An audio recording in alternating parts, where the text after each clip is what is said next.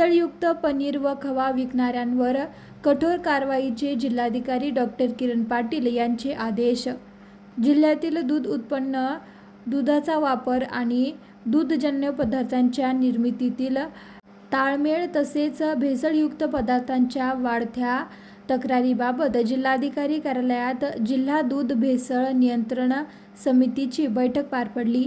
या बैठकीच्या अध्यक्षस्थानावरून बोलताना जिल्हाधिकारी डॉक्टर किरण पाटील यांनी भेसळयुक्त पदार्थ विकून ग्राहकांची फसवणूक करणाऱ्या उत्पादक आणि पुरवठादारांविरुद्ध कठोर कारवाई करण्याचे निर्देश अन्न व औषध प्रशासनाला दिले आहेत.